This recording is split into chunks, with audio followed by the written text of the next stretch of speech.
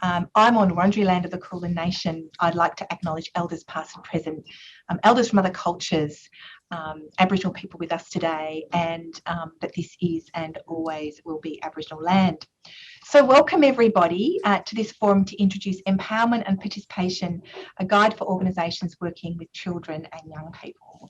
I'm excited to be hosting today's event and especially thrilled to have Liana Buchanan with us and Tim Moore to talk to us today about the work the Commission has been doing to help organisations improve the way we engage with children and young people in our work.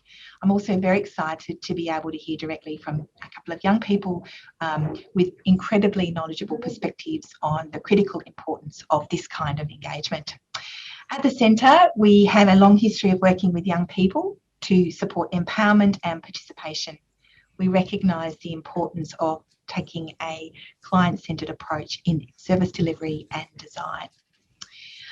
We recently gained Commonwealth funding for a project on empathy and action, learning from care leavers. The project is about providing staff training led by young people without home care experience.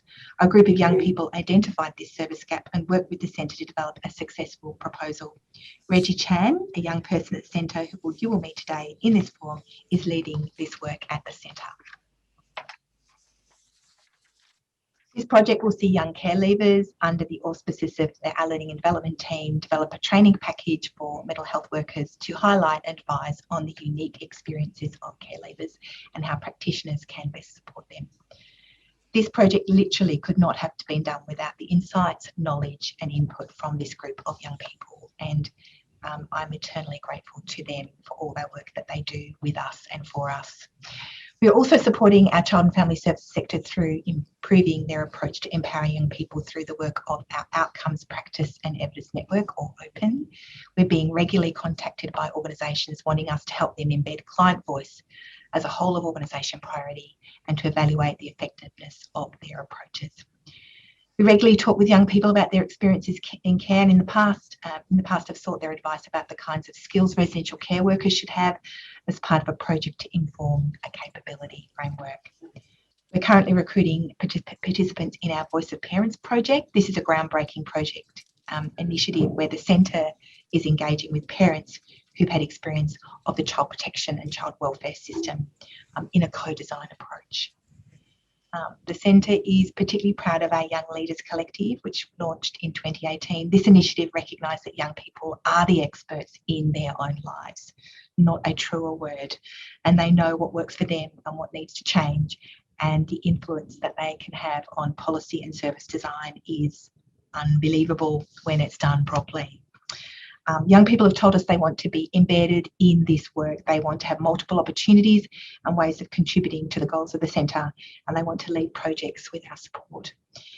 In 2021, we've been working alongside a group of youth support facilitators to strengthen the program based on feedback from young leaders.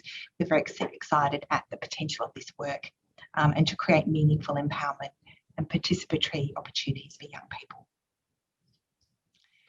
The Centre has taken a lead role in the rollout of the Victorian Child Safe Standards, helping organisations to embed participation and empowerment of children and young people in program design and delivery. Now, having said all that, having said all those wonderful words, we've still got a goddamn long way to go.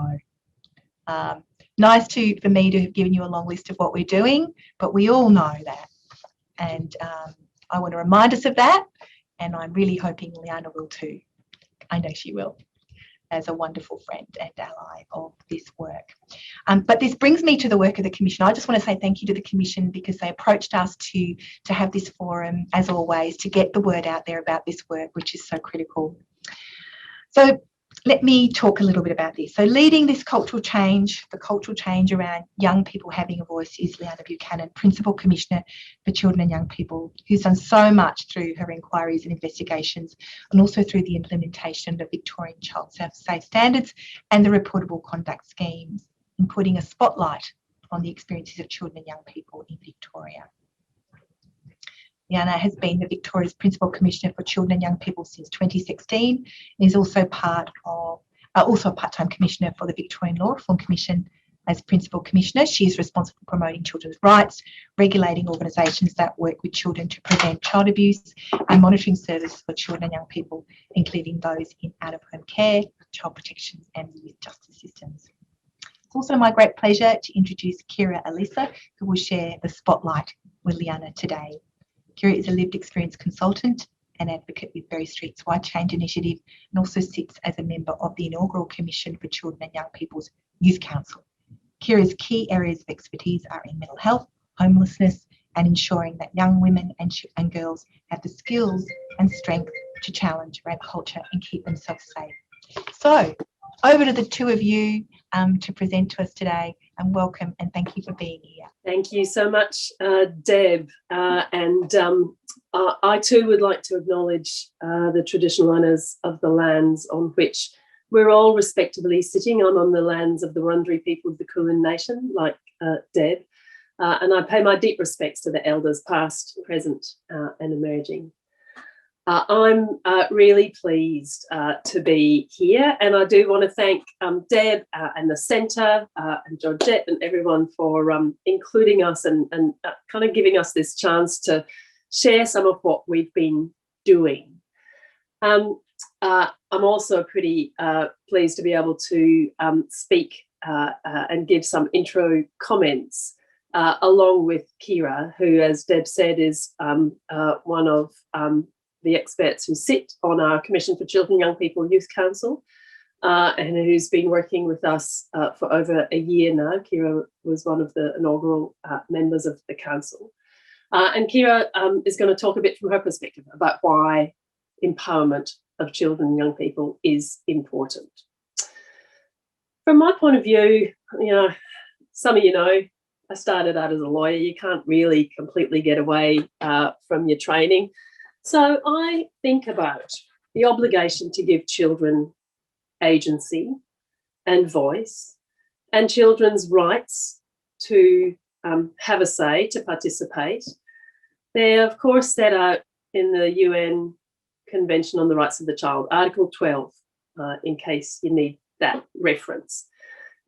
That's not a new document. It was ratified by this country and our government 30 years ago.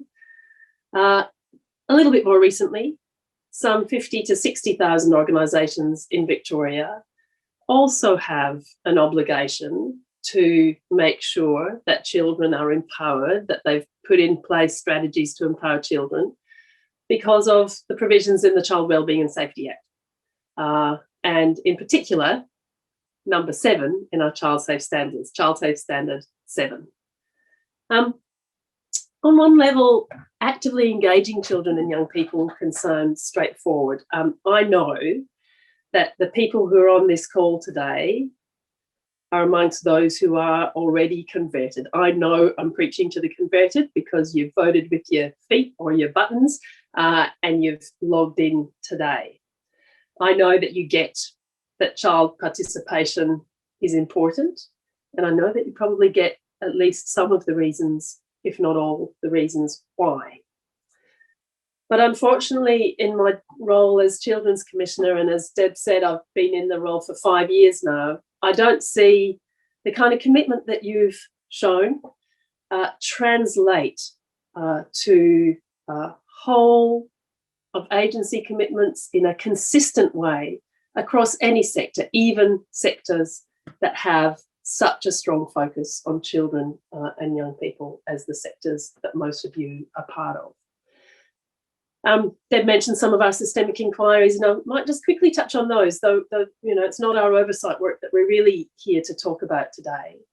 But anyone who's looked at some of our systemic inquiries, whether it's the inquiries where we look at child protection, like in our Lost Not Forgotten inquiry, or where we're looking at the out-of-home care system, like our In Our Own Words and Keep Caring inquiries, you'll see that in each of those we identify systemic themes where even at an individual case level, when the systems and the services at play are there precisely to protect children and to try and provide services to them, even at that level, often we find children and young people aren't asked what's happened to them.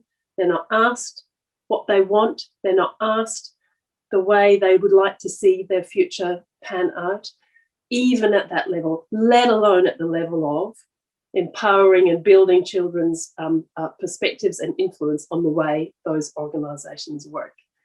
If I shift away for a minute and look more broadly at all of our work across child safe standards, and as you know, we cover, and the child safe standards cover an incredible range of organisations, very diverse range of organisations, many that don't have that clear, articulated focus on children. And from those organisations, the standard, the part of child safe standards we hear most often that organisations struggle with is child safe standard 7, the standard that is about empowering children and young people. In part, I think that's because child safe standard 7, building participation and empowerment of children and young people, it requires much more than the policies and the procedures and the codes of conduct that are kind of, a part of the other aspects of the standards. It requires organisations to have a culture that recognises and values the expertise and the unique contribution children and young people bring. It requires them to have cultures that believes children and young people, including when they say something doesn't work or something makes them feel unsafe.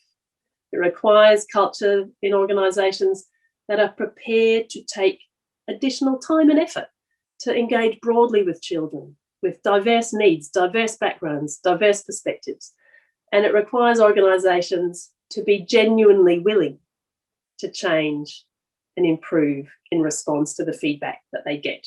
Now, for lots of organisations, and I have to say lots of people in our community, this requires a complete change in the way children and young people are perceived from a really, frankly outdated paternalistic view as passive children, as passive recipients of services, through to children and young people being seen as beings in their own right, with agency and knowledge and contributions to make at all ages.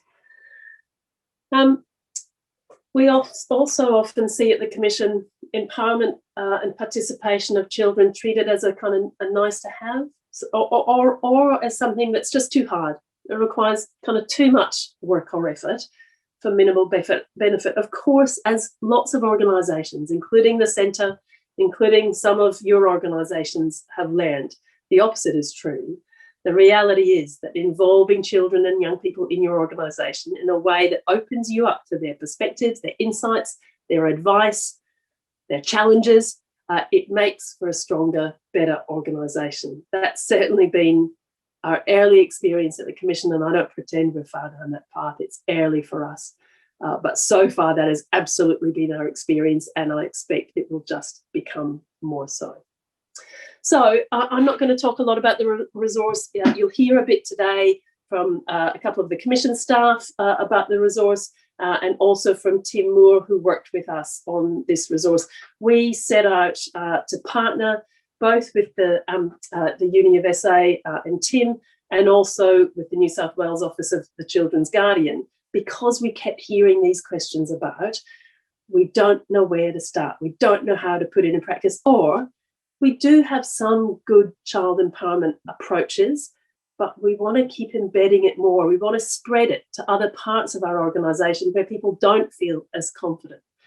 So we wanted to put together a guide that didn't only cover some of the kind of basics about why empowerment, participation are important and engagement are important, but also to try and provide a really practical set of tools that can be used and picked up and adapted, that can be tailored depending on the age and background and needs of the children and young people you're engaging with, but also can be tailored to your organisation. For me as Children's Commissioner, I really hope that this is used. I hope it's used both by organisations that already do some of this to help them keep advancing that, keep improving it, keep embedding child and youth empowerment more into their organisation.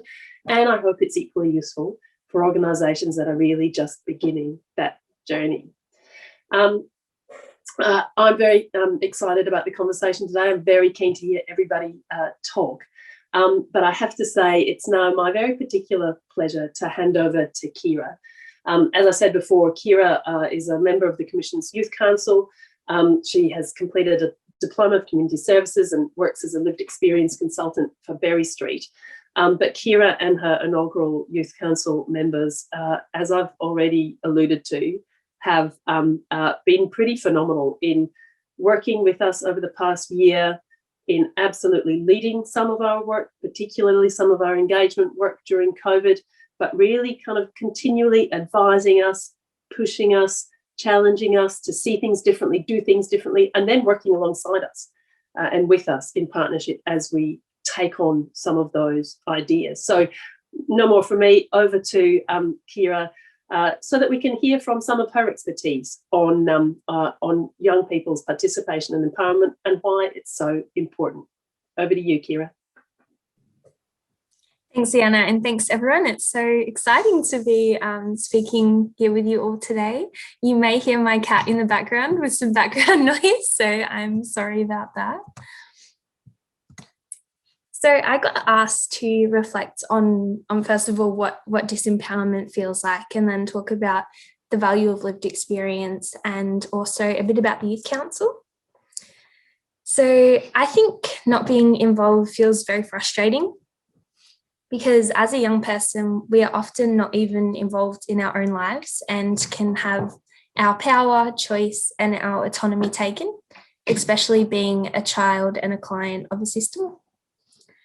I have been a client as a child and young person of many different systems. For example, I've been involved in the mental health system since I was 12 and only got invited to one of my care team meetings. I had the experience of maybe 10, maybe even more workers, and they were all sitting in a room with my mum. And then they brought me in and they were all staring at me, and I knew that they had just been talking about me and having conversations about me, and it was so overwhelming. I ran out of the room. I couldn't get out of there quick enough. And then workers will then turn around and say, oh, well, young people don't want to come to their care team meetings or be involved. I think instead of trying to fit young people into what works for you and creating barriers for meaningful inclusion, I'd like to challenge you to think about how you can partner with young people to create a shared space together. I think when young people with a lived experience aren't involved, first of all, what you're creating for young people may not even work for us. It may not make sense, it may not be safe, be what we need or what we want. And your organisation misses out on a lot of valuable feedback and insight into how it works well and how it may be harmful. Second of all, when done well, it can be really healing and help you process, will help the young people involved process and understand what we've been through. It can also make an impact creating change so that other children, young people don't have to go through what we've been through. It also provides opportunities to people who usually get excluded. I've heard a lot of people start to say, and it's been said a couple of times today, that young people are experts in their own life, which is amazing. And I think that our expertise and experiences can also translate and be valued beyond our lives and in the workforce and within different areas like service design and delivery, systems change, policy and inquiries. It can be really hard stepping in at the end to consult and give our feedback on something that has already been created. And involving us from the start gives us more context. It means you won't have to go back and change everything, and also more room for input on what we have to say, and let's lived experience shape it from beginning to end. It can also feel really tokenistic and meaningless coming in at the end when it feels like everything's already been decided and kind of set in stone, and it's just there as, you know, we come in as just more of a tick the box kind of thing. It's important to include young people with a lived experience in your work, because we'll be able to tell you what policies, services, and even systems feels like for a young person on the ground, how they work well, and how they have let us down or even been harmful. Lived experience can also add value in areas that you wouldn't typically think of. Although not one young person can speak for all of us, they will have a unique perspective that adults may not have thought of and can bring the views of their friends. As young people who use services, we are usually seen as clients, but we're missed as stakeholders that must be involved. And one of the biggest barriers that I've heard personally is about risk. You know, we don't want to involve young people with lived experience because of risk, and risk is inherent and it's always going to be there. But I believe it's more of a risk to our safety not being involved and having decisions about our lives and that impact us, having them made without us. It's really great to prioritise safety and ensure you're making spaces safe, but not letting this become a barrier. So one of the ways the Commission for Children and Young People hears directly from young people with a lived experience is through our Youth Council. The Youth Council started with 4 people within the ages of 15 to 24 with various diversity and lived experiences. We sit in the youth engagement team within the Commission, but also jump into different projects and different teams and inquiries to embed young people throughout the whole Commission, not in just one area. We were recruited originally because CCYP had done work with us individually before. And we were brought in specifically to hear from children, young people about their experiences during COVID. But then we were kind of kept on to form the Youth Council and figure out what it looks like and how it's going to work. And we're now also in the process of shaping a youth network to hear from more children, young people, and have more young people involved. So yeah, thank you so much for listening. And I'm really excited to hear. You know, we actually had some involvement with the participation and empowerment guide. So I'm very excited to be here sharing this with you today. And I think I'll throw back to you, Lou, maybe. Thank you, Kyra. That was fantastic. And is your cat being disruptive? Is that what's going on? Oh, I love these meetings because you see into people's lives. I've got a great cat too, but I've been told because my camera wasn't positioned well in the opening, you couldn't see my face. Now you have the luxury of seeing my face because I've moved my camera. But thank you, Kyra. Oh my God, how gorgeous. I have to know the name of your cat now, Kyra. Come on. His name's Spencer. Spencer, beautiful, beautiful. All right, everybody. So thank you so much, Liana and Kyra, for your introductory words. And thank you, Kyra, for those insights and words of wisdom. Are always really helpful. And I must say that whenever I hear a young person with a lived experience talk about what they need, I always take away something new. So I really appreciate it. Thank you so much. And thank you for introducing us to Spencer as well. I'd like now to introduce Pam Bogue and Louisa Farris from CCYP, who will give us an explanation of the guide and provide a quick run through of the main features. Pam has worked in various positions within the Commission since 2005. Oh, Pam, you've been around a long time. You must love it. You must love it. I've done lots of different things, though. I've been very lucky. You must love it. And she's become the inaugural manager, education and capacity building when the Commission commenced its regulatory activities. Prior to this, Pam has worked in youth justice, disability services, child protection across operations and programs. And Louisa is a Principal Operational Policy Officer with the Commission for Children and Young People, and she's worked in the Victorian Public Service for 10 years with a particular focus on the youth justice system and complex policy and project development. Welcome to both of you. It's lovely to have you here today, and I'm just going to hand over to you. Thank you. We're just sharing the screen, putting up the presentation. There we go. Everyone can see that okay? Excellent. Thank you, Deb. As I said, Lou and myself will share the delivery of this part of the presentation. I, as Deb mentioned, manage the education capacity building component of the Commission, and Lou, a Principal Policy Operations Officer, she was the key person running this project from the perspective of the Commission. I too would like to take the time to acknowledge the traditional owners of the many lands that we're all on this afternoon.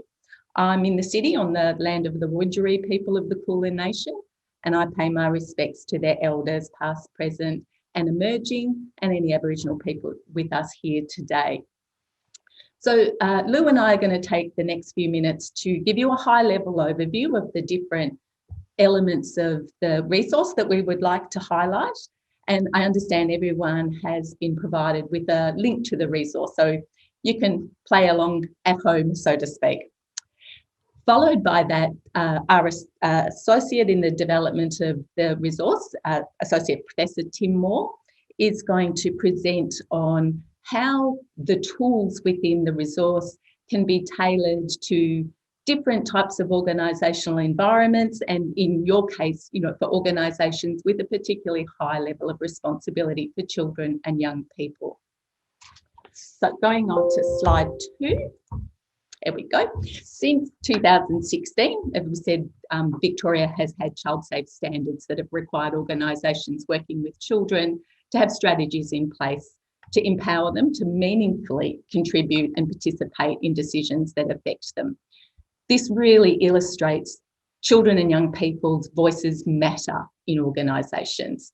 This helps them to feel confident and comfortable to raise issues or concerns, and as we all know how vital that is as an element if they feel unsafe or in fact have been harmed.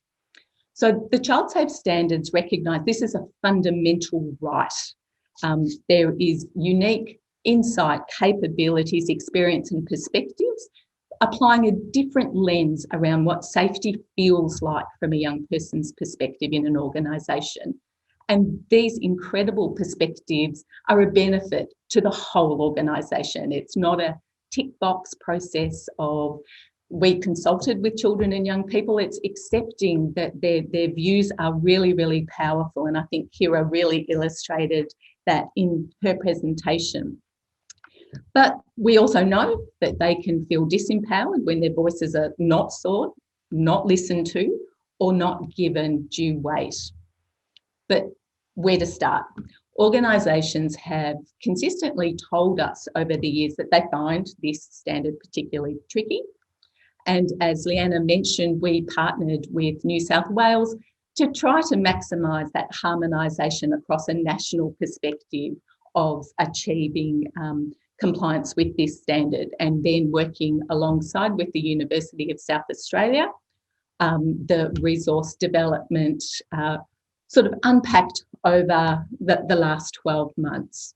So organisations told us that critical to the usability of such a resource was it being accessible and practical, that it needed to be that balance between comprehensive enough without being such a dense document that it was difficult for them to utilise within an organisation. Everyone feels time poor, and a lot of the consultation that we did, it was trying to strike that balance. So you'll see within the document, to help us achieve that balance, there is a lot of information, but there's lots of hyperlinks to help you navigate easily and seamlessly through the document itself, moving from the theoretical underpinnings through to the tools and which things work most effectively with others. The guide balances the really strong evidence base and practice wisdom that was evident within the conversations we had with organisations, alongside the views of children and young people. There might be some people in the virtual room there today who were part of the conversations that we had with organisations to help us shape this resource to be as useful and practical as possible. And fundamental to that was the very insightful views that the Youth Council had to help us shape this, alongside other consultation that we had with children and young people across a range of different ages who didn't have prior links to the Commission. So you'll see that the guide is separated into 3 key components, being empowerment, understanding what that means, what is the difference between empowerment and participation, and then the tools, the practical application. The key thing that organisations told us, they need to not only understand the reason why, but then the how to. So there is a range of different tools that I said we'll very briefly go over, but Tim will help illustrate how they can be extended. These are foundational ideas only to get organisations started on empowering children and young people. They're certainly not exhaustive, but it gives you a starting place to go from. So I will hand over at this point to Louisa, who will start giving you that overview of the different elements of the guide. Thanks, Pam, and hi, everybody. Pam, do you want to just progress to the next slide? Thank you. Yes, my name's Louisa Farris, and as we've heard, I also work at the Commission. So I'll take you through what you can find in the guide and give you a bit of a quick summary of some of the key definitions, frameworks, and tools that you can find therein. We often see that the terms empowerment and participation are used interchangeably. However, I've come to learn through this piece of work really that they're two different related concepts. Something they have in common is that they both require ongoing effort and action, and they're not covered off by one-time activities. Everyone in an organisation has a role in empowerment and participation, including leaders, decision makers, frontline workers, and of course, organisations should engage with children and young people and their parents and carers. So let's look at these two different concepts. Empowerment is a process of supporting children and young people to become stronger and more confident. They feel as though they belong and they know that they can raise concerns if they feel unhappy or unsafe. For children and young people to be empowered, they need organisations to foster certain values and commitments. And these include showing that they really value children and young people and their contributions, demonstrating a commitment to their rights, taking their experiences seriously and responding to their views and insights, and demonstrating a commitment to keeping them safe. Participation, on the other hand, is relatedly about giving children and young people opportunities to have their say and to inform decision making.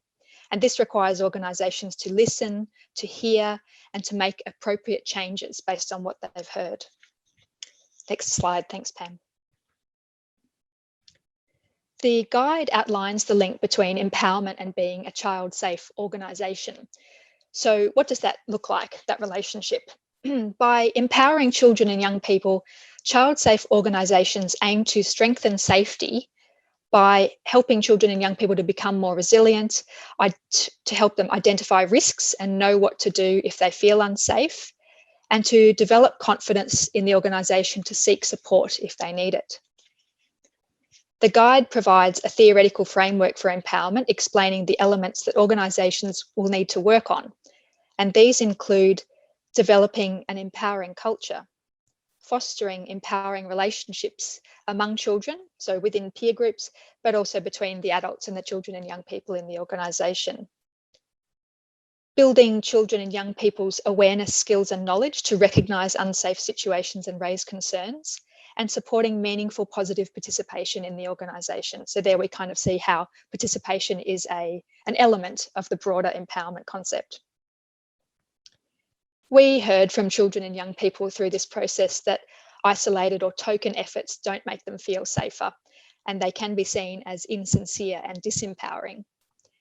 To make a difference, it's important that empowerment is an ongoing effort throughout the organisation. Slide, please, Pam. This graphic shows the contribution empowerment can make for children and young people. Empowerment is foundational in keeping children and young people safe, but also to enable them to develop and thrive in the life of an organisation. And you can see here how empowering actions build to help children and young people feel valued, to develop the awareness and the skills and the knowledge around safety that they might need, to feel safer and be better protected from harm, and ultimately to build confidence in themselves, adults, and in the organisation. Slide, thanks, Pam. Empowerment requires a continuous cycle of planning, action, and reflection. In quite practical terms, the guide describes the process of empowerment, the steps to take to safely empower children and young people in a meaningful and enduring way. Similar to other planning processes, the guide breaks down how empowerment requires a conscious process to reflect, that is thinking about the current state of your organisation and its strengths and weaknesses around empowerment and participation, to plan and set out practical steps and goals you're looking to achieve, to do, that is implementing your planned activities in an inclusive and thoughtful way, and to learn and collect information to assess whether you have made a difference to children and young people. You can see that this cycle is similar to many other business planning activities, but the point being that empowerment warrants this kind of level of inclusion and thinking in your planning. Slide, thanks, Pam. Let's have a look at participation. Participation is one way children and young people can be empowered. Participation provides children and young people with opportunities and support to voice their views and concerns and to talk about what makes them feel safe or unsafe. And it's a way of working, really. It should be part of your organisational culture and everyday practices, as well as planned activities. The guide introduces Laura Lundy's model of the elements of participation, and that's space, voice, audience, and influence, which is a popular model around and respected model around participation. Space, just very briefly, refers to creating an environment where it's safe for children and young people to speak up, and that is considered space not just in the sort of physical sense, but also in the emotional sense. Voice is about providing support to children and young people to express themselves and feel comfortable and able to speak up. And that might be through mechanisms like building trust and rapport, and also providing the right kind of information. Audience, adults need to demonstrate that they are listening and be clear about what children and young people can expect when they speak up. Audience is also about responding to all views received. It's not necessarily about doing everything that is asked. The answer might be no, but it's about that respectfully receiving the view and giving it a response and explaining things regardless of whether it's a yes or a no. And finally, influence. Organisations need to take action on what they've heard from children and young people and actually make the changes to keep children and young people safe. So the information received needs to have an impact. Influence is also about keeping children and young people informed about what you're doing and how you've responded to their feedback. Next slide, thanks, Pam. The tools section of the guide is split into empowerment and participation tools. This is a little overview of the empowerment tools. The empowerment tools support organisations to have the relevant planning and reflection discussions as part of that planning process. And these tools guide adults in the organisation to promote discussions about empowerment, to identify and celebrate the things that they're doing well, identify clear steps and priorities for achieving empowerment, so your kind of action plan, and reflect on how child-safe work might be improved.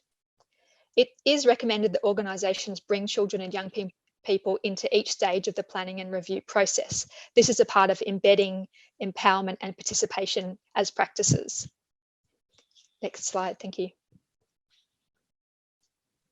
The participation tools are examples of what you can do to engage with children and young people about safety, and they can be tailored to your specific needs, and I think Tim will talk more about that. The tools in the guide at the moment cover activities including identifying safe spaces, informing children and young people about what the organisation is doing to keep them safe, developing a child-safe policy or statement of commitment in partnership with children and young people, and V for Victory is really about jointly finding solutions to improve practices. There's a lot of supporting information around how you use these tools in the guide. So there's information about how you prepare, there's information about how you kind of set up the activity in the background, there's some prompt questions to promote discussion, and there's some information about how to debrief and summarise outcomes. So we've aimed to make them a very supported kind of activity if this is unfamiliar territory for anybody. Next slide, thanks, Pam. Finally, at the back of the resource, there is a tailoring guide that sets out actions you can take based on the age and development of the children and young people you are working with. Excuse me. And that's structured around creating those safe and inclusive spaces and promoting voice. So two really important elements of that participation model. The tailoring guide breaks down actions by age group, offering tips and suggestions on things that you might do to help children, help engage children, build rapport, ask questions and involve them in conversations. And it's absolutely fascinating material. I found particularly some of the stuff around younger children and infants. It was really incredibly astute and interesting information. So we would encourage you not to overlook that tail end piece. It's last, but it's definitely not least. It's a very rich source of ideas on how to build participation into your everyday practice and spaces. And it includes direct insights from children and young people, including our Youth Council. That's a very quick summary of the contents of the guide, and I'll just hand you back to Pam now to close. Thank you.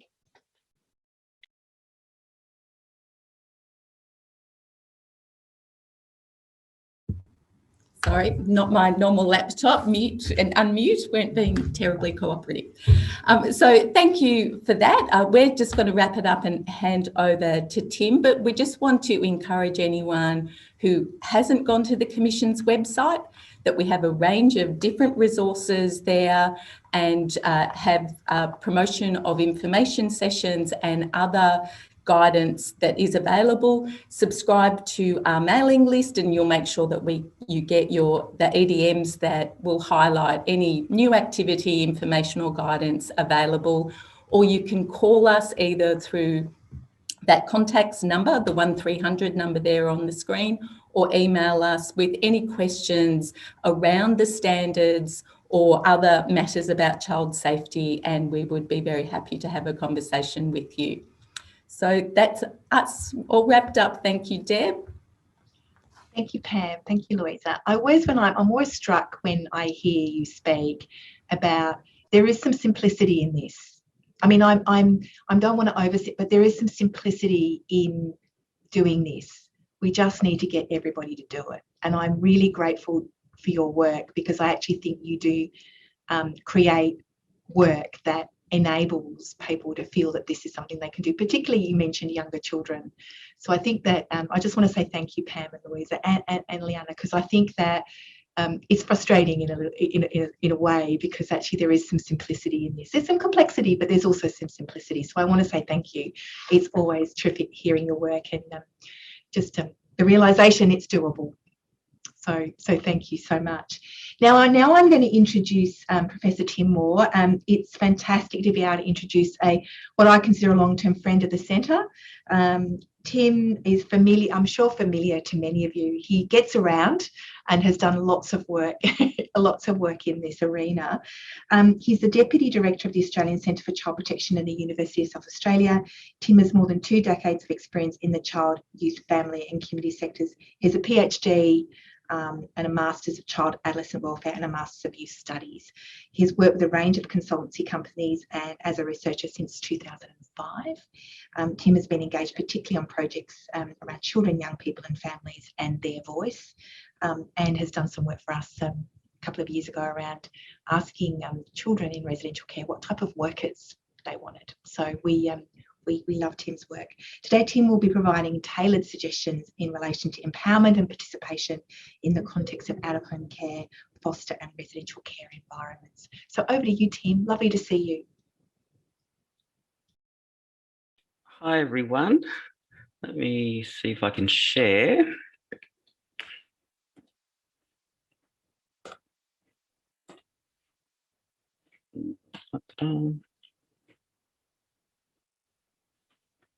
Or is that pressure? Goodness. Oops, that's not from the beginning. My apologies. Well, thank you, everyone. Thanks, Deb. And of course, thanks to the Centre for Excellence in Child and Family Welfare for putting on the session. It's been a great delight working with Liana and the Victorian Commission for Children and Young People and the New South Wales Office of the Children's Guardian on this project. And of course, the many children and young people and organisations across New South Wales and Victoria on this exciting resource. Can I please join with others in acknowledging the traditional owners of the lands on which we meet, to pay my respects to elders past, present and emerging, and the Aboriginal and Torres Strait Islander people who are here with us today. I have to say, if I'm looking a little bit frazzled, it's because UniSA had a cyber attack on the weekend, which meant that all of our computers were shut down, which, yes, put a little bit of pressure on me this morning to pull together again some of the observations that I'm going to share with you today about how how we might use this resource, I suppose, as a springboard to really thinking about empowerment and participation, particularly within the environments that you work. When we put the resource together, it really was for organisations who were new to child safe work, who may not necessarily have a lot of confidence in working directly with children and young people, and who hadn't necessarily thought about empowerment before. So we acknowledge that for many of you, empowerment and participation is your bread and butter. So what we wanted to do in this next little bit was really just sort of think, well, what are some of the added considerations? What are some of the things that we might need to think about when working with our children and young people in the child, youth and family support sectors? And how might we use some of the material that's in the resource as a springboard? Throughout the presentation, you'll see there's probably a lot of questions that I pose to the group, which I'm not necessarily going to answer today, but would really appreciate the opportunity to have dialogue with people like yourselves who do really have that expertise, and who really are committed to working with children and young people. Because of the cyber attack, I went back and looked through a whole range of different presentations, looking at what I could use today. And there's a quote that jumped up in one of my presentations from a young boy. He was 7, who was talking about safety, and he said, you know, you can tell if you're safe or not by how you feel. And he said, if you feel like you need to run and get out of there, or if you feel shy and forget how to speak, or a bit of wee comes out, then maybe you're not safe. So if I'm a little bit frazzled and there's a little bit of wee coming out, my apologies. But as I said, I'm really looking forward to this as an ongoing discussion.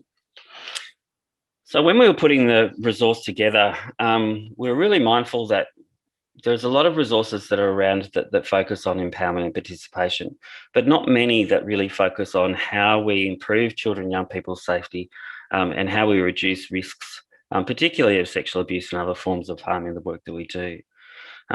So in reflecting on it, I think that it's really important to recognise that many of the children and young people that we work with, you know, being aware of the risks is imperative, but also really thinking about how we create cultures and environments where children can be safe and to feel safe. And we believe that empowerment and participation are two ways that can occur. We know that many of the children and young people we work with have already experienced abuse, neglect or other forms of harm, and that this can corrode their sense of worth and value and can severely reduce their confidence in adults. The Royal Commission also showed that children and young people who have experienced maltreatment are much more likely to experience further abuse because of these past experiences and because adults often took advantage of children's vulnerability. In the work of the Royal Commission and research that we've done since, children were also shown to be at great risk of harm when they were dependent on adults outside of their families and felt that raising concerns might have an effect on the supports they were receiving.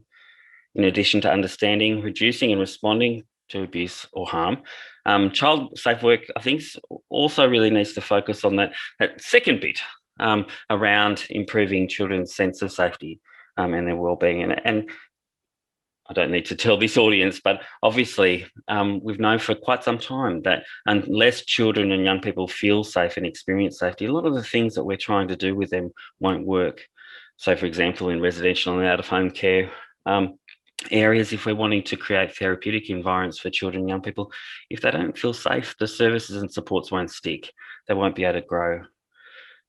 Now, there's a lot of people who have given guidance to us about safety. People, I'm sure, have come across Maslow's hierarchy of needs. Maslow was a big champion of safety, and he says, in general, only a child who feels safe dares to grow forward healthily. His safety needs must be gratified. He can't be pushed ahead because the ungratified needs will remain forever underground, always calling for satisfaction. So in reflecting on how we create child-safe environments through empowerment and participation, I think remembering that what we're trying to do is reduce the risks of harm, but also create environments where kids can feel safe and be safe. That's really imperative. I won't go through this much with you now, but as Pam and Lou alluded to, a lot of the guidance that's provided in the resource really is drawing from some theory and some things that we know about how we create conditions for children and young people that are empowering. It's based on the assumption that we're still testing.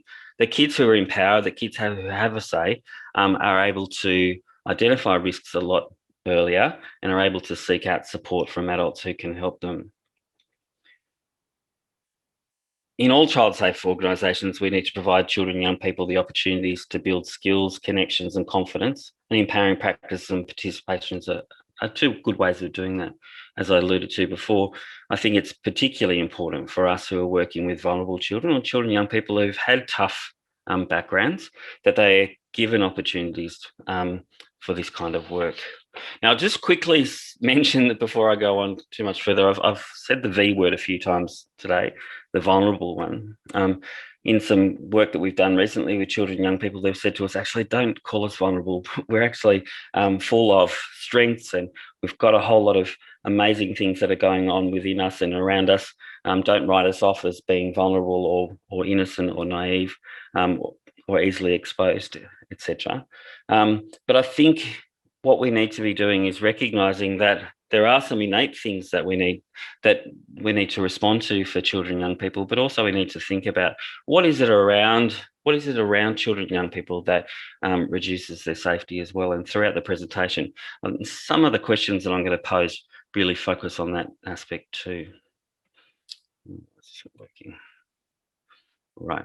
So as Pam and Lou flagged, when developing the resource, we really wanted to choose a model that was going to be helpful for organisations that both had done a lot of work with children and young people before, but also those that were new. And we landed on Lundy's model because when we talk about participation, we really need to think not only about giving children and young people a voice, but acting on what children and young people say. Last week at a conference where two of the Royal Commissioners, including Commissioner Robert Fitzgerald, we were talking a bit about voice, and Robert said, voice is useless unless we actually listen and heard, unless we have the courage to act on what children and young people say. So when we think about how we're creating environments for children where they can participate, we need to sort of ask ourselves, what do we need to have in place that enables children and young people to confidently and safely talk about what's going on for them and what they need? As Pam and Lou described, we need to create safe spaces for all children and young people. But I think when we're working with kids who have had adverse childhoods, who are going through some tough stuff, we have to ask ourselves, what do we need to have in place? What extra protections do we have to have in place for the kids that are going through some of those things? We need to ask those questions of what's going on, what might be distressing, based on the child's background, what should be avoided. Now, I know that Liana and others have spoken about it in the past, that we don't want to exclude children who might find it more difficult to raise concerns or to talk about some of these issues. We need to change the environment so that their involvement can be safe. We need to ask ourselves, how do we create, in the discussions that we have, lots of choices for children and young people to be able to decide what they talk about, how they talk about it, who they talk about it to. And importantly, for this group in particular, what might be some of the consequences for children talking about these issues? As flagged, we've provided some guidance in the tools, in the resource rather, looking at how we might create safe and inclusive spaces for children and young people. I really do encourage organisations that are working with children in child, youth and family services to really not only read and reflect on the things that are in the guide, but also say, okay, for the kids that we're working with, how do we create that physical safe environment? What are some of the triggers for them? How do we ensure that children and young people feel emotionally safe? How do we ensure that those children and young people who most need an opportunity to have a say are given that say? And what do we need to do to enable that to happen? We also know from research with children and young people, particularly in the out-of-home care, residential care, foster care systems, that they often rely on their peers. We need to recognise that and support that in the work that we do. How can we give children and young people opportunities to share with their peers, to learn from each other and to come up with ways that they can protect each other at the same time? In saying that, though, we also know that lots of young people feel most threatened by their peers. So again, it's about saying, how do we tailor the activities that we're doing to ensure that peer work is safe? In regards to space, what we're wanting to do with children and young people is to give them opportunities to reflect too on what makes a safe space for them. So you'll see in the resource, the participation tool, one is about identifying safe spaces. There's other resources that you can draw on too, and I understand that Alex Carl from ACU is online today. She'll be delighted to see that I'm plugging Kids Central, which really, again, builds on the work that we've included in this resource to really talk to kids who have gone through tough stuff and who are currently going through tough stuff, to really have some control over what they do and don't talk about. Also flag, I'll make sure that the links are available in the presentation, to some resources that have used Lundy's models and elsewhere, but have really focused on child safety. So this is an example from TUSLA, which is the child protection system in Ireland, who've really taken the work of Lundy and said, okay, what does it mean for the kids that are part of the various systems? How do we create safe spaces for children and young people? So when we're thinking about voice, again, Pam and Lou have done a great job in talking about the sort of the things that we need to consider. But for our children and young people, what are some of the extra things that they need to have in place to be able to talk? As this young person who we cite in the resource says, sometimes it's hard to have you say. You're put on the spot and you don't have time to really come up with a good view. So helping us work out what we want and then helping us to put our ideas into words is really important. The resource was developed primarily to engage groups of children and young people, and to engage children and young people in informing an organisation's child safe work. We know that for the children and young people that we work with in the child, youth and family services sector, we also need to give them a voice to talk about what's going on for them in the moment, what they want and what they need and what they want from us and our services. So we have to be asking ourselves, how do we create an environment where children feel empowered to have their say? And to link empowerment and participation, through the work that we do with them, with these conversations, which can be formal and informal, we want to ensure that they build alliances where they have adults that they can turn to raise their issues and concerns, that they, through these conversations, that it's not a one-way thing, that we find out what they want and need, but we also provide them with information about what they can do if they're in an unsafe situation. We build their confidence in themselves, in adults and in organisations, and ultimately try to empower them through that experience. So again, there's tools within the resource that can give you guidance on how to do that with children in a broad sense, including the safety shields, which is a lovely activity which was actually developed with children and young people, where kids actually got to talk about some of the things that they would expect from those of us who are working with them, what they would like to see done, how they would like things to change, and how they can tell if things haven't changed. As Lou mentioned, we've also got the V's Victory exercise, which gives children and young people an opportunity to identify, if life was better, what would things be like? What would we need to, how would we feel? How would we experience the change? But what's going on at the moment? What are some of the good things and the bad things that are happening that we want to hold on to or change to improve things into the future? And then how can we get there? What are some of the steps that we can take? Both what are some of the steps children and young people can take, but also what are some of the steps that adults and organisations can take at the same time? When we're thinking about audience, we need to think about who is it in the child's life that needs to hear about their needs and wishes, particularly in regards to safety. Often it might be those of us who are working directly with them, but when we're thinking about the collective experience, is it the managers, is it the leaders of our organisation that needs to be involved? Because as has been alluded to already, when children feel that adults aren't listening, or the right adults aren't listening, then often they don't experience participation as an empowering exercise. Just recently, I worked with groups of young people in residential care, and I asked them to rate out of 10, how often they had opportunities to have their say. And most of the young people said that out of 10, they'd probably give it an 8, that there were lots of opportunities for adults to listen. But then when I asked them how happy they were with the impact or the ways that adults and organisations listened, they often scored a 2 or a 3. So it said, in addition to ensuring that we give kids opportunities to have their say, we have to make sure that they do feel listened to, and an audience is obviously important with that. Within the resource, we provide a whole range of resources or tools to help us make sure that the conversations we're having are both safe, but also that the right people are listening. And you'll see that in each tool, we spend a bit of time really looking at how do we prepare children and young people, how do we prepare ourselves for these conversations, what are the steps that we might go through to utilise some of these tools, but most importantly, what are we going to do with it? This is a resource, again, that was developed looking at how we can have an agreement with children and young people as to what's shared, because I think that's an important aspect of our participatory work too. Children and young people need to have choices not only about what they talk about, but also how their information is used.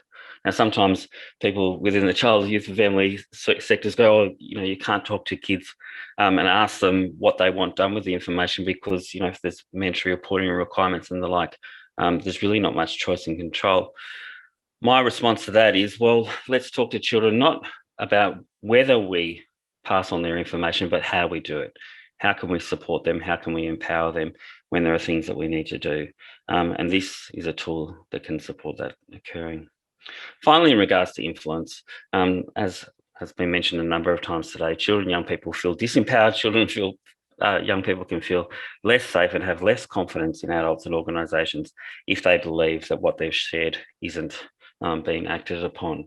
So I think it's really important, both for individuals and for collective groups of children and young people, that we are really clear with them as to what we're doing and how we're doing it. And sometimes that's a bit of a challenge for us. So I think it's about when we're looking at how we do our participatory work, how we ensure that we do report back to kids. Harry Shears, who's another guru of participation, says that what we need to be doing is thinking about, well, what are some of the openings, opportunities and obligations? So openings, are we ready to have conversations about these things? Opportunities, have we invested the resources? Do we have, child-friendly activities that enable children and young people to have their voice? But most importantly, what obligations are there? Do we have things embedded in our child safe policies and practices to say that if we're going to ask kids about what they're wanting and what they're needing, that we're actually going to do something about that? And I'll make sure there's links to some of the work that people in child, youth and family sectors have done to really embed that culture and to really articulate those expectations in their child safe policies. All right, I think I'm running out of time. So I'll just flag that last tool, which is really just come off the press. Laura Lundy tweeted about it just last week. There are a number of tools that we can use, and I encourage people to develop their own tools too, to look at how we're going in regards to creating that safe space, enabling voice, ensuring that there's an audience and that there's an influence. I think what we're really wanting to do in our work around empowerment and participation is really change the fundamental thinking about how we protect children and young people from harm. Kay Tisdall, who again works in the UK, says the lesson to be learned is that effective protection of children can only be achieved by listening to and taking them seriously. The conventional view of protection has been a one-way process, with adults as agents and children as recipients. What's now needed is a more sophisticated approach in which it's understood as a dynamic process in which adults take responsibility for keeping kids safe by listening to and respecting their perspectives while empowering them to contribute to their own protection. So in closing, I just want to say, again, I've been delighted to work with an amazing brains trust made up of teams from New South Wales Office of the Children's Guardian, the Victorian Children's Commission, and with a whole lot of input from children and young people, and a whole wealth of knowledge from different sectors. As others have said, the work that we're doing, I think we need to be proud of. But it's just one step in the journey. And I think one of the exciting things about the Child Safe work, particularly the work that the Commission and the Centre for Excellence has been doing, is seeing it as a dialogue that we're learning together. And I look forward to opportunities both to work with the Commission and others, but with those of you who are online in this incredibly important work to enable children's safety and reduce the risks of being hurt or harmed. So thank you very much. Thank you, Tim. I just feel like we need to have a series of these things, because I've seen all of the comments and questions in the chat, much about how do we educate adults, because I think kids teach us, but how do those adults hear? And then how do we have adults be more confident to hear? Because as we know, that's probably one of the single biggest issues. I want to say thank you, because I'm now going to hand over to Georgette, my wonderful colleague here at the centre, who's now going to hopefully have the panel conversation with Kirra and Reggie and others, and maybe pick up some of those comments and questions in the chat. But I just want to say the lovely comments in the chat don't do justice for what I've heard this afternoon. And I hope that, as you said, Tim, that we can think about, well, what's the next thing we want to do together to make sure that we continue to have this conversation to embed this incredible work. So thank you. And over to you, Georgette. Thanks, Deb, and thanks, Tim, for your comments.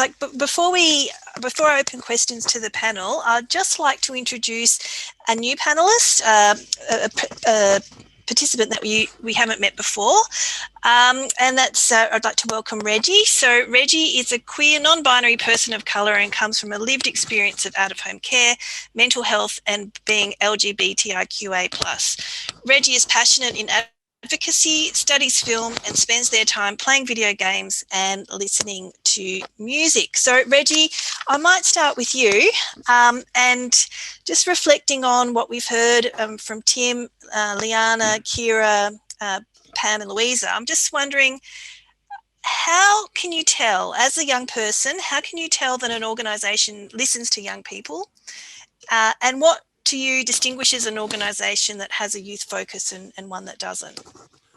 Hey, thanks for the introduction.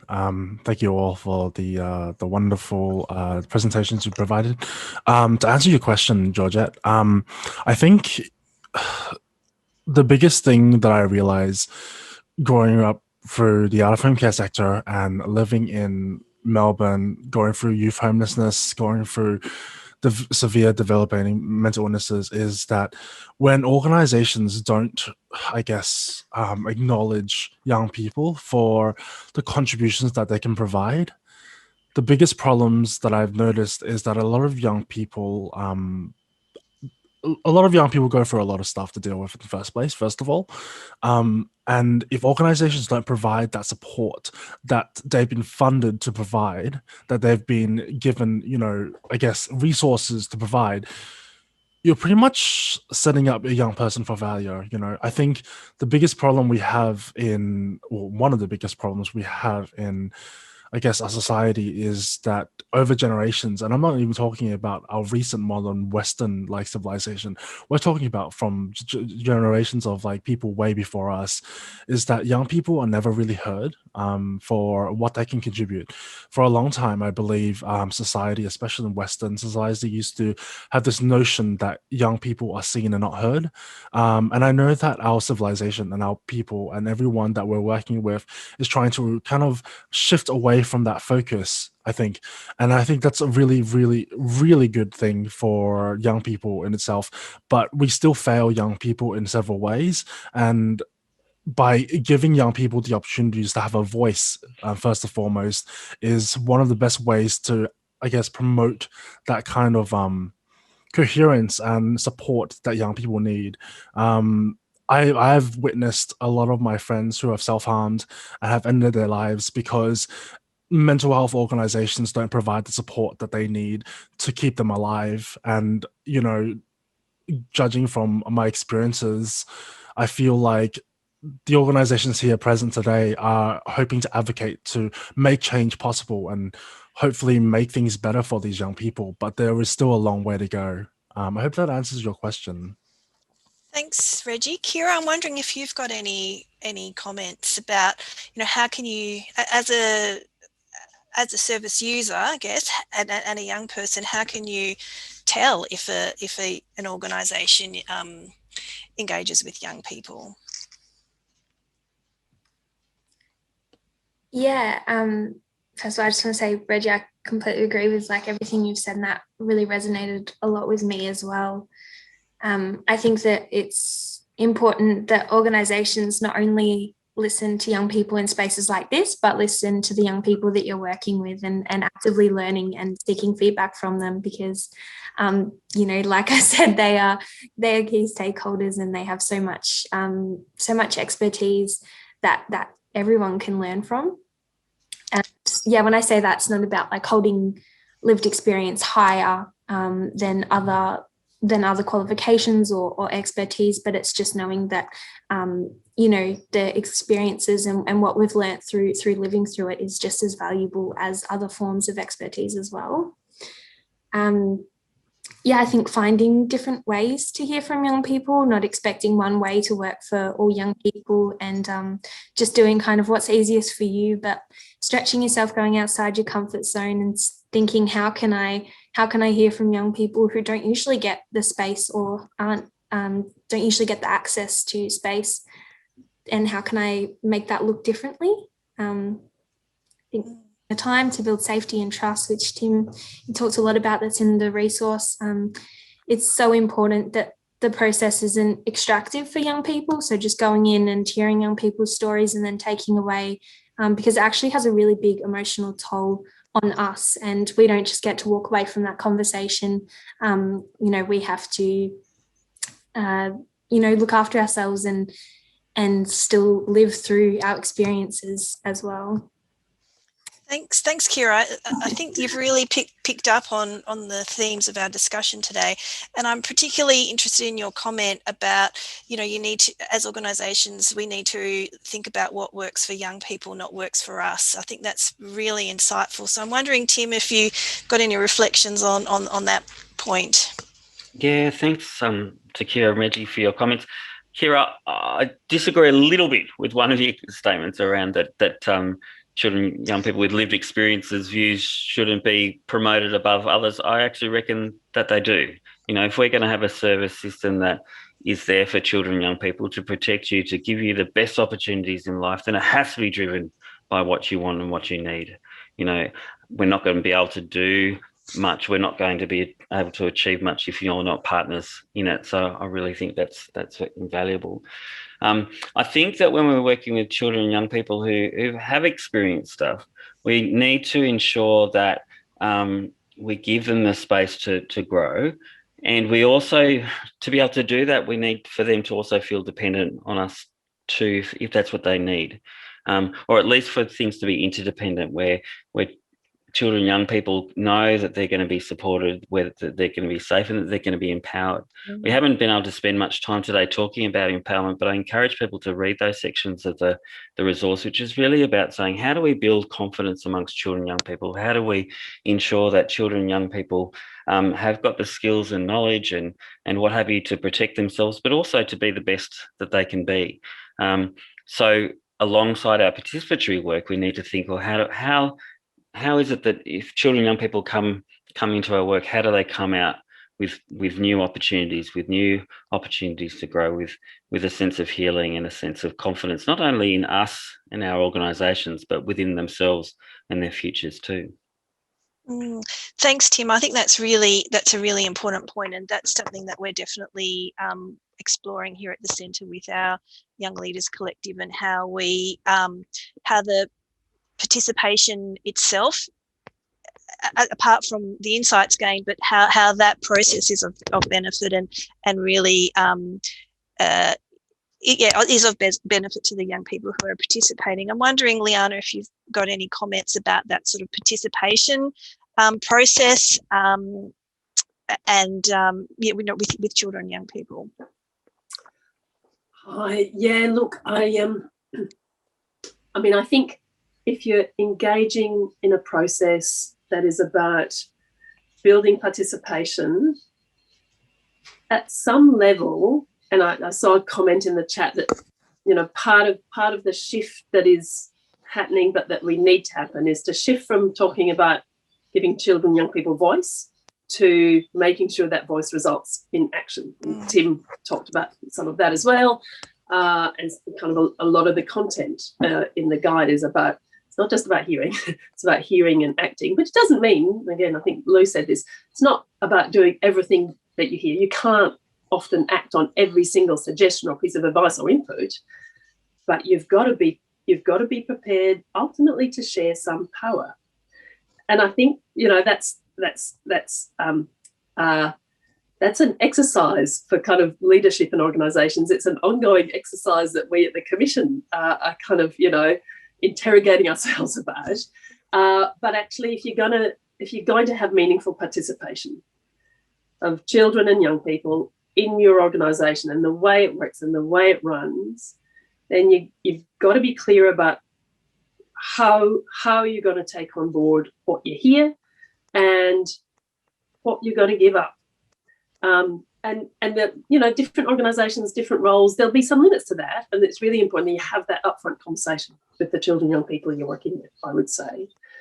There was another really interesting and kind of great question in the chat, which I won't do justice to. We might come back to it, but there's also a piece about just how we build confidence in the adult working culture.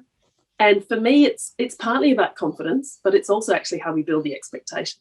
How do we build in our organisations an expectation that irrespective of where you are in the organisation and what particular role you have, if you are not factoring in engagement with children and young people, a way to build empowerment and participation, if you're not doing that very clearly and devoting some of your time to that, then you're not doing your job properly, either at an individual level or organisationally. So actually, I think there is work we need to do to build people's confidence, adults' confidence in doing this, but also I think we need to completely change the expectation.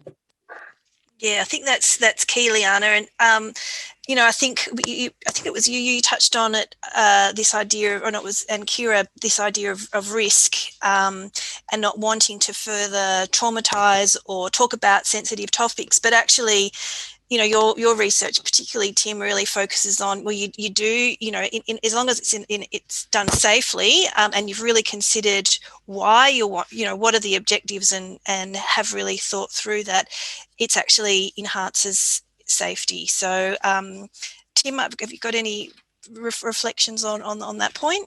Yeah, I was speaking to myself, and Reggie and Kyra, you probably have other things to add to it. I was just reminded of a interview I did quite a while ago now with a young person, and we did a quick ice-breaking game where, you know, we had some questions like if my favourite pizza is, or the best holiday I've ever been to is, and one of them was if my life was made into a movie, I'd like to be played by ... And I remember one of the young people said, if my life was made into a movie, I wouldn't be allowed to watch it because it includes adult themes, drugs, sex, nudity, what have you. And he goes, you know, and it's just ridiculous because all these adults go, oh, we can't talk to young people about this sensitive stuff because it's going to be too hard for them. But that's my life. I talk about it all the time. I think about it all the time. It's really important to me. So you need to grow up. So I think it's about us as adults recognising that young people want to talk about this stuff, and it's absolutely important for us to have those conversations safely with young people. But often the resistance for us to have these conversations is about, what am I going to say? What am I going to do? What do I do if a child or young person is distressed? What do I need to do in regards to mandatory reporting and all those sorts of things? If we're going to set up spaces where we're going to have children, young people talking about things that are important to them, then we have to do our homework, we have to do our self-care, and we have to be supported by an organisation that has things in place to support me to be able to be there for children and young people. And I do, you know, we're doing some work at the moment, which I'll put some details in the chat box about, looking at what sorts of practices really enhance children and young people's safety, their wellness and happiness.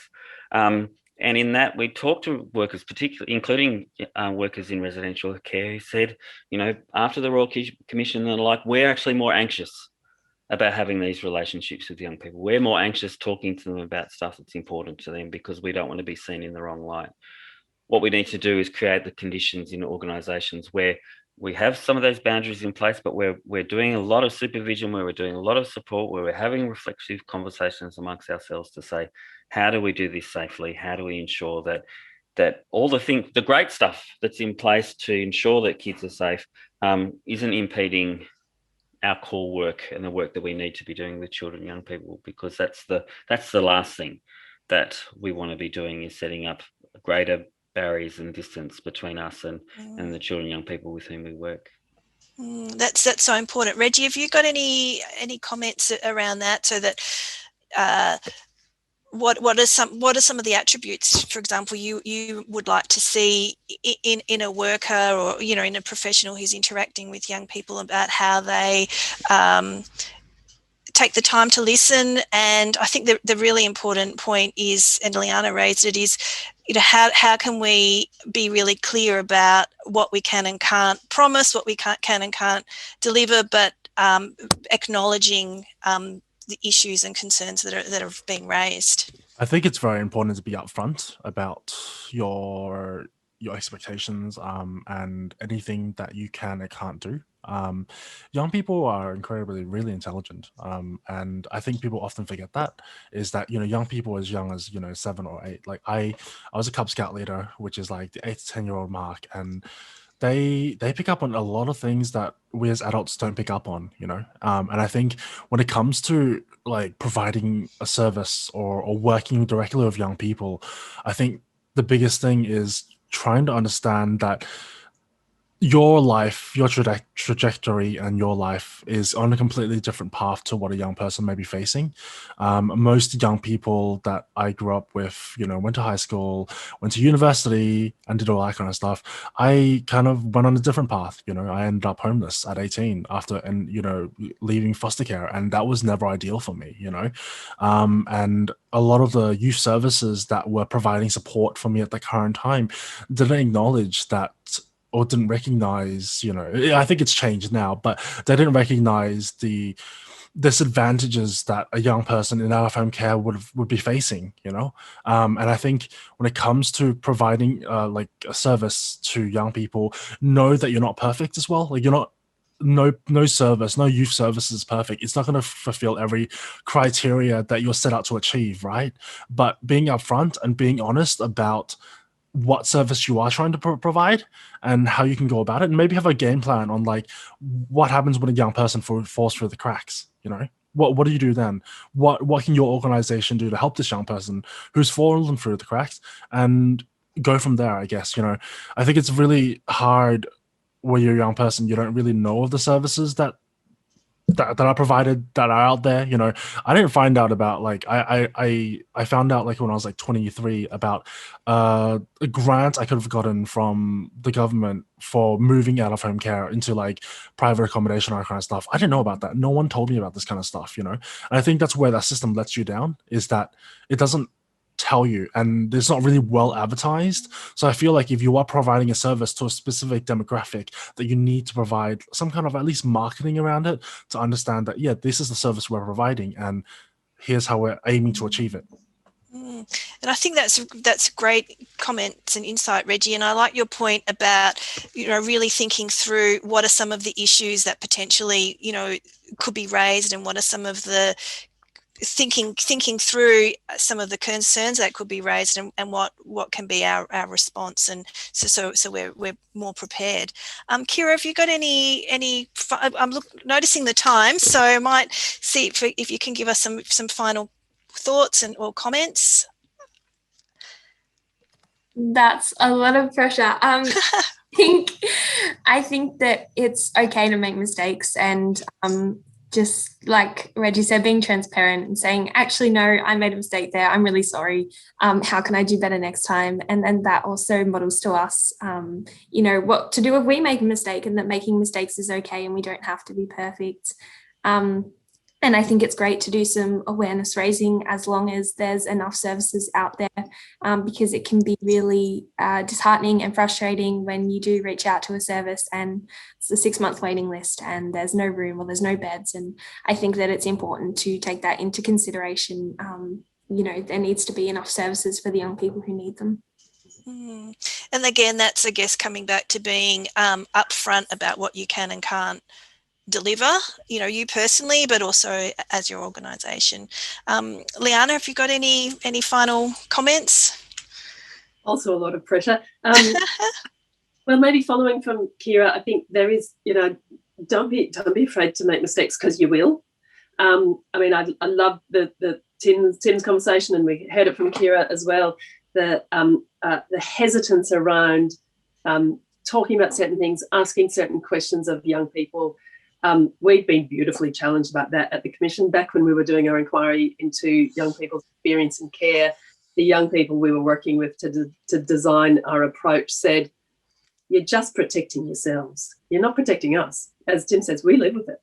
So I just think be prepared to make mistakes, because you will. Be prepared to be explicit about the power that you hold, and the power that you hold vis-a-vis the children and young people you're working with, and kind of, you can't completely overcome that, but the more you understand it, articulate it, probably keep talking about it, the better you can kind of work to address it. And have a crack. Have a crack, not just because it's a good thing to do for the young people. Have a crack, not just because it's a good thing to do for your organisation. Have a crack because actually, if you don't, organisationally, you're not doing your job. That's right, Liana. Look, I'm just before we go, I'll just go through some of the comments. There's one here. Just listening to the young people perspectives makes me realise what I don't know, and I think that's a good starting point for us. In our organisations unless we engage and really meaningfully engage with young people, we actually don't know what they're thinking and what they're wanting. There was a question earlier on about how to involve children and young people in policy design, and I think that's a really, really good point.